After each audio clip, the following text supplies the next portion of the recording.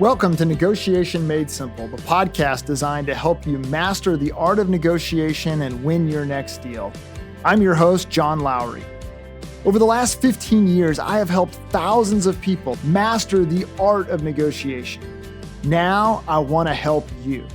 Through this podcast, it's my goal to teach you the skills you need to become a master negotiator. Every episode, I will share practical tips that will help make negotiation easier, give you more confidence, and ensure that you win the deal, not just in your professional life, but in all corners of your life. We'll also have some fun along the way with Q&As and interviews and coaching sessions. Whether you know it or not, there's too much at stake for you not to be a master negotiator.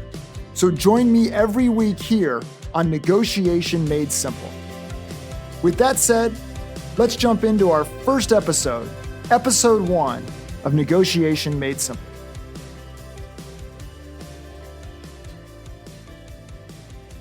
When I say the word negotiation, what comes to mind?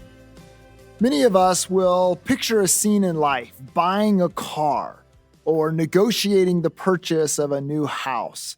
Those are the big moments in life where we see ourselves as negotiators. Many of us will think about process and we'll think about the idea of compromise or this notion of give and take or the idea of having to bargain back and forth to try to put some deal together. Negotiation is a lot of things. In fact, I think that we will see that there's more negotiation going on than we actually recognize. It is an essential life skill, but it is also a business skill. And that's really what this podcast is about, is exploring the art of negotiation, figuring out how it is that we get through every day, not only in life and all that is demanded of us there, but also thinking about how we use this skill in terms of building our business, growing our sales, managing our people, directing our company, working out problems, solving conflict, all of those things. This process is so essential in terms of our success. So let me ask you this question as we get started. And it's the question that I ask everyone that comes to a workshop or as part of a Lowry Group presentation. And we usually start it off where I'll just simply define negotiation for people. And the way that I define it is negotiation is a strategic communication process to get a deal or to solve a problem. Let me say that one more time. It is a strategic communication process to get a deal or to solve a problem. So let me ask you to do this. You're probably sitting in front of your computer. You probably got your phone close by. I want you to simply look back on your calendar. Go to last week and just scroll through your calendar. There you will see a bunch of meetings, a bunch of appointments. You'll see all sorts of things that you have to do, both professionally and personally. Then I want you to also think about your email inbox and think about all those emails that you get to where people are asking you to do something or folks are giving you some information about something that you have to react to, or someone's trying to sell you something through your email. Just think back to all those moments to where literally we're making decisions about how it is that we are going to carry out our week. We're being sucked into activity that it requires us. And I want you to ask this question.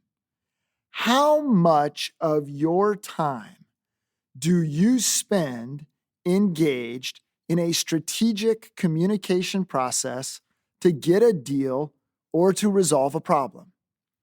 Now, if you're honest with yourself and you really look critically, I think what you'll notice is that number is perhaps a larger number than you might have imagined.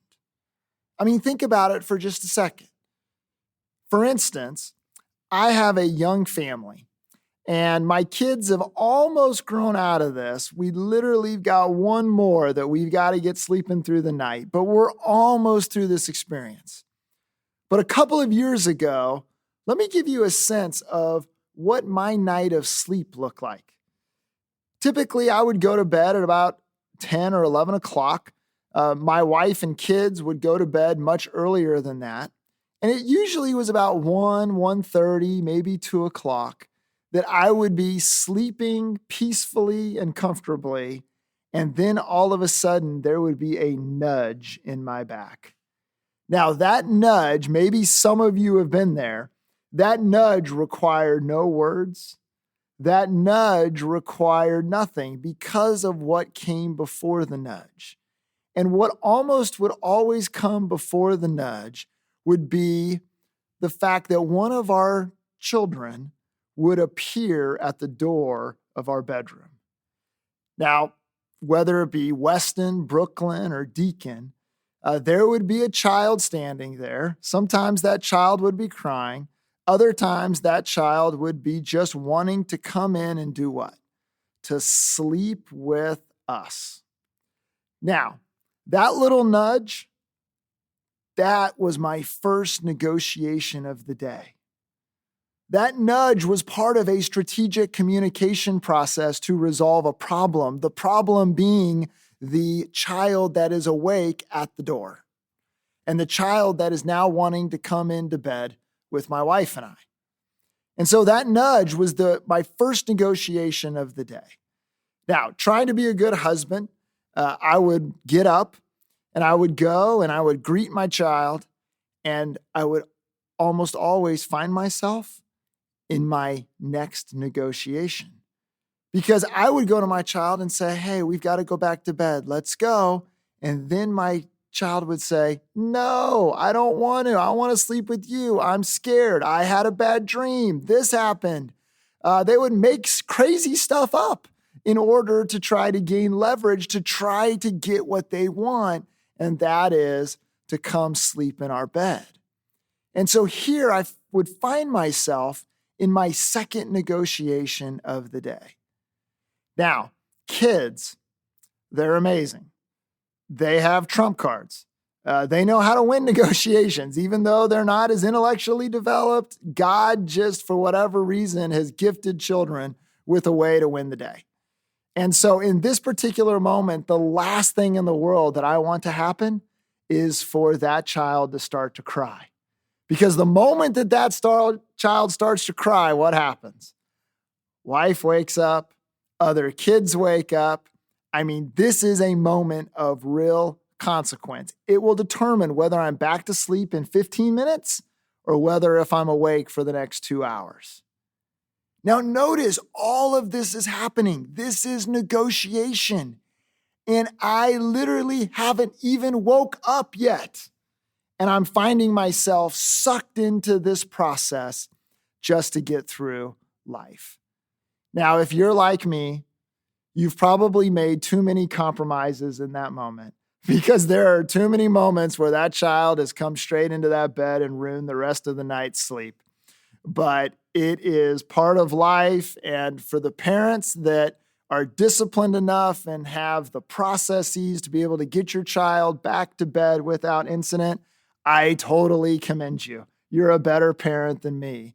But what I want you to see is that this process that we're talking about, the subject of this podcast that I think is so important for leaders and for parents and for employees and for salespeople and for public servants, for all of us, this process is a process that we literally can't run from.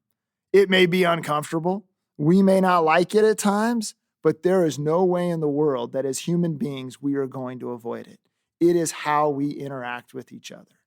So with that being said, we might as well spend some time thinking about how to do it the best, how it is that we can leverage the negotiation process in order to do better in life, to become a better parent, to become a better church member, to become a better volunteer at a civic organization, to become a better teacher in a school or a better police officer on the streets, or whatever the case might be.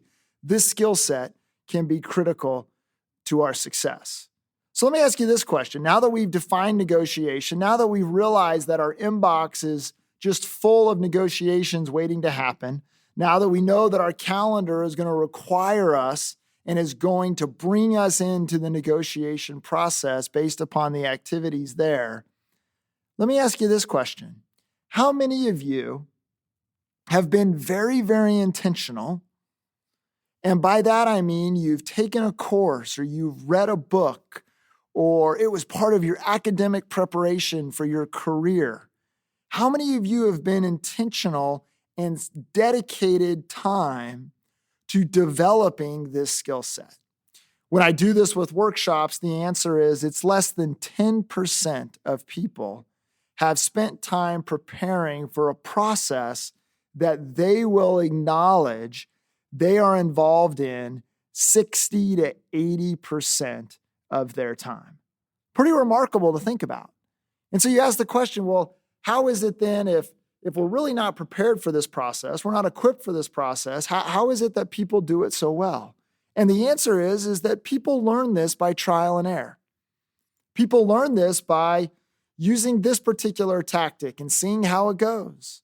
People learn this by exhibiting this behavior and monitoring whether or not that's successful or effective.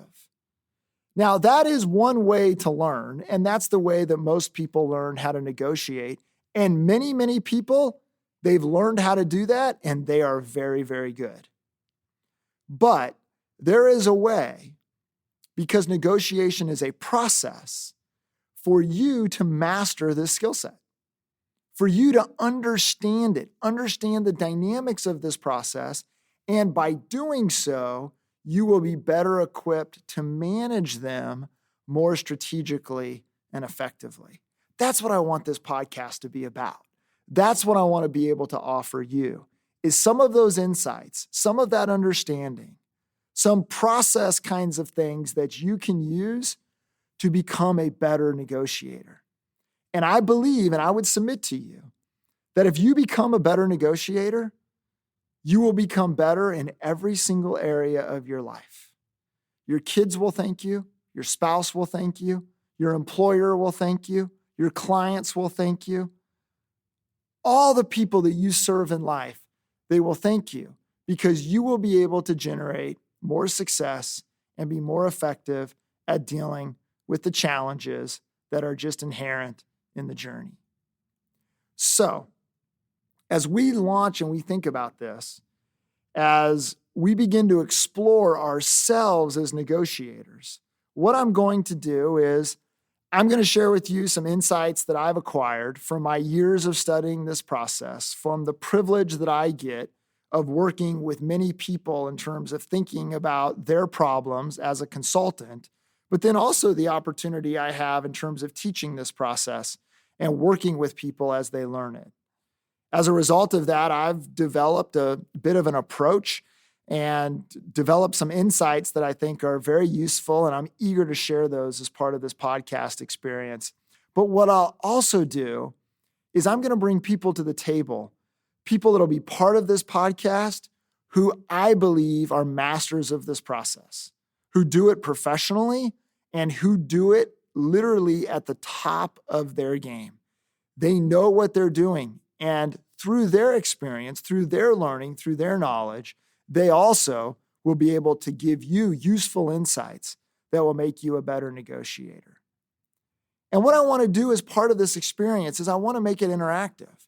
And so I want to invite you to submit questions, to raise issues, to bring about topics so that we can deal with them on this podcast and we can be relevant in terms of the challenges you're facing as you embrace the negotiation adventure in life. And so between all of that, I think we will have a very dynamic time in conversation with each other to where we'll think about this process that can be so powerful in terms of helping us achieve our next level of success, whatever that looks like. So let me give you one tidbit today that I think can be useful, and then we will have launched this journey, and I will be eager in terms of future episodes and bringing more of this. But the one thing I would say as we launch this is to really think about negotiation as a process. Now, so many times we find ourselves in a moment of conflict, or we find ourselves where we're trying to make a deal happen. And we get into this moment and we are so focused on the substance of it that we lose sight of the process. That's what unsophisticated negotiators allow to happen. And in doing so, they make all their decisions or they develop their entire strategies based upon what they hope to achieve substantively. The problem is that hope is not a strategy. Hope cannot be how it is that we're going to negotiate. We've got to be better than that to where we replace hope with a strategic approach that will allow us to deliver whatever that right answer is. So let me share with you a story. It's a story from the business world. It's a story that I love. I was literally driving down Pacific Coast Highway in Malibu, California. I'll never forget it. I was headed south, beautiful sunny California day with the beach on my right and the Santa Monica Mountains on my left. And I got a call from a CEO of a marketing company, someone I know, someone I've worked with. He called me up and he said, "Do you have a minute to talk? I've got a really big deal and I need some help thinking about it." I said, "Go ahead." He said, "Well, this is the largest deal in the history of the company. We need the revenue. This will be a huge game-changing victory for my small marketing company if we can win this business." He says, "We're literally down to the final two. It's us and one of our biggest competitors trying to win this deal." And what they're trying to do is they're trying to do a bunch of branding for a particular company. And so I asked him, I said, "Well, tell me what the challenge is." He says, "Well, our competitor has undercut us on price.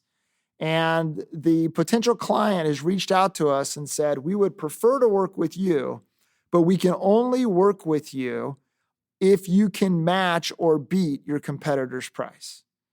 And so we learned about their pricing. And the reality is that if we were to do that, we would cut all of our margin out of the deal. We would grow revenues substantially, but there would be no margin in that revenue. And as a result, it wouldn't be a great deal for the company. And so he says, "But I really want this business. I want to figure out a way to make this work. They tell me they have to be there. There's no ability to compromise. How do I make this happen in a way that it's still a huge win for my company?" And so what we did was we started thinking not about substance. We started thinking about process. And we started thinking about, okay, how it is that we are going to get the other side to the right answer. All right, let me point that out for you again, because that's a really important thing to remember.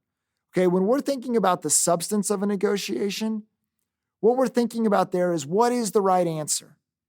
And you all in your different fields and your different areas of expertise, you can tell me what that is. I can go to a commercial real estate professional and I can say, what should I be paying per square foot for office space in Memphis, Tennessee? And a commercial real estate person has the substantive knowledge to be able to tell me what the market is and what I should be paying. The question, though, is how is it that I'm going to put a deal together that gets me to whatever that right answer is? And obviously, I'd love to beat it. I'd love to perform better than what it should be. That's where we pick up real gains. And so what that requires us to think about then is it requires us to think about process. I'll tell you another little story just for fun. I'll tell you a moment about when I got fired. Fascinating little dynamic that occurred where I had an insurance company that I was doing a lot of work for, and they finally came and said to me, they said, "John, you have done incredible work for us. We're so grateful for the way that you've trained our people to negotiate. But the reality is that we just don't need you anymore." And I said, "Okay, well, help me understand. How come I'm not bringing any more value? What happened?" And they said, "Well, consider yourself a victim of technology." And I said, "Okay, what does that mean?" And they said, "Well, we have this new technology program to where now we can put in all of the facts and all of the information around a claim.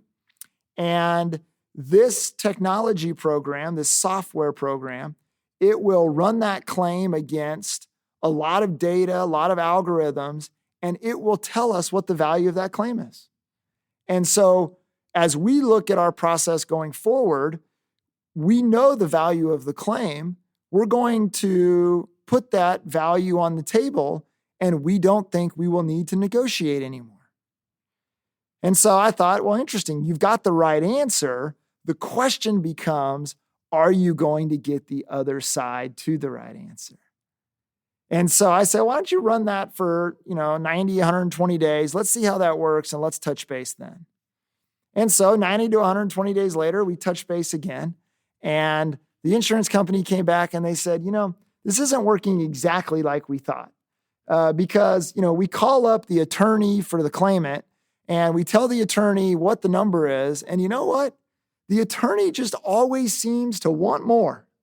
Can you believe that? And as a result of that, we found that it's actually harder to get these claims closed. Now, I want you to appreciate what just happened there, right? Here, technology delivered the right answer. Here, there was the ability to identify objectively what should be the outcome of this negotiation. But notice with me, there wasn't a very good strategy in terms of the process to deliver that right answer. And so you know what happened? Those right answers became the wrong answers. They didn't become the final outcomes because there wasn't enough attention paid to process. So I want to invite you in to think with me about process. How do we get people to the right answer?